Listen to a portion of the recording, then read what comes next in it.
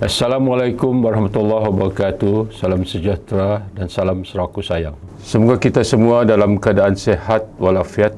Awal tahun 2020, Malaysia seperti kebanyakan negara di dunia telah dilandakan pandemik COVID-19 yang drastik sehingga Perintah Kawalan Pergerakan PKP dilaksanakan pada 18 Mac yang lalu bagi membendung penularan virus tersebut. Seterusnya, Perintah Kawalan Pergerakan Bersyarat PKPB dan Perintah Kawalan Pergerakan Pemulihan PKPP telah dilanjutkan hingga ke 31 Ogos 2020. Perintah seterusnya tertakluk kepada keadaan semasa. Dalam keadaan ini, Tegas telah mengambil langkah proaktif bagi meneruskan perkhidmatan kepada rakyat, khususnya golongan belia di dalam ekosistem norma baru.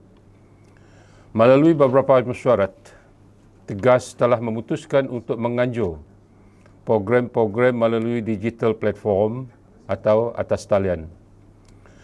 Langkah-langkah ini bukanlah suatu yang mudah, memandangkan sejak 2012, Tegas telah menganjurkan program-program belia yang berimpak tinggi melalui perhimpunan beramai-ramai. Sehubungan itu, sepanjang tempoh PKP, PKPB dan PKPP, Tegas telah membangunkan kandungan digital ataupun digital content untuk baki tahun 2020 dan tahun-tahun seterusnya. Program-program ini dilaksanakan secara kolaborasi dengan rakan-rakan Tegas daripada agensi kerajaan dan bukan kerajaan. 5 program akan dilaksanakan secara digital adalah seperti berikut. Pertandingan video pendek 81 insentif kerajaan Sarawak. Kedua, Tegas Maker Challenge. Dan ketiga, Tegas STEM at Home 2020. Dan keempat, STEM Virtual Fair 2020. Dan 5, Randau Tegas bersama pemimpin. Pertandingan video pendek 81 inisiatif kerajaan Sarawak ini bertujuan untuk memberi pendedahan dan pemahaman pada belia Sarawak tentang 81 inisiatif atau projek yang dilaksanakan oleh kerajaan Sarawak dalam rangka menjadikan Sarawak sebuah wilayah yang bertemaju membangun pada tahun 2030.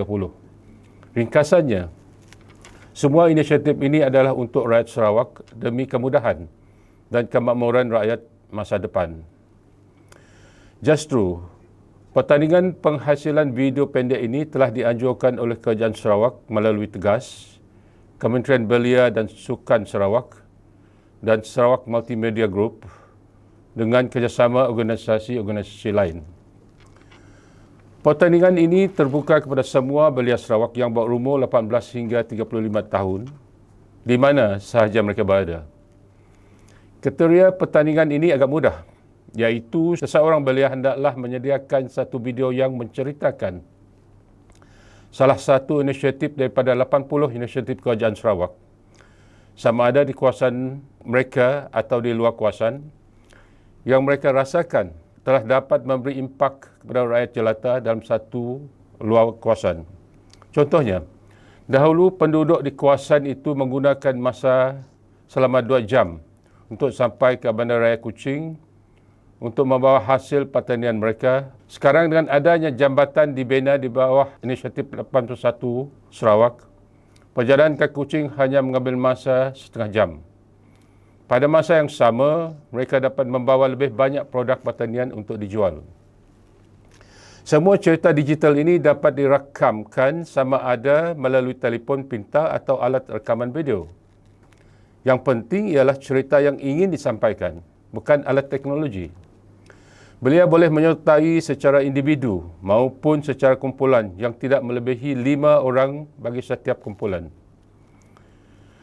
Pendaftaran bagi pertandingan ini dibuka bermula 13 Julai 2020 Isnin sehinggalah 13 September 2020 Ahad. Belia yang berminat boleh mendaftar dengan Sekretariat Tegas. Tegas Makers Challenge.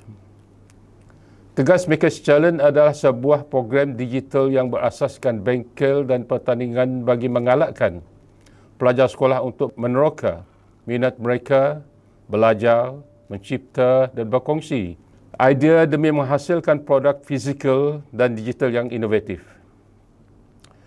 Justru, pertandingan ini adalah sejajar dengan objektif digital inovasi dan keusahawanan di bawah Strategi Ekonomi Digital Sarawak 2018 hingga 2022 untuk memupuk budaya inovasi dalam kalangan masyarakat. Dengan kerjasama rakan-rakan strategik, pertandingan ini merangkumi DIY Online Makers daripada 17 Ogos 2020 sehingga 16 September 2020. Dan kedua, Maker Workshop dan Challenge daripada 1 September 2020 hingga 17 Oktober 2020. Ketiga, program STEM at Home. STEM at Home ialah sebuah rancangan TV online untuk kanak-kanak dan pelajar bagi menarik minat mereka dalam bidang STEM. Program ini akan bermula pada 13 Julai hingga 31 Disember 2020.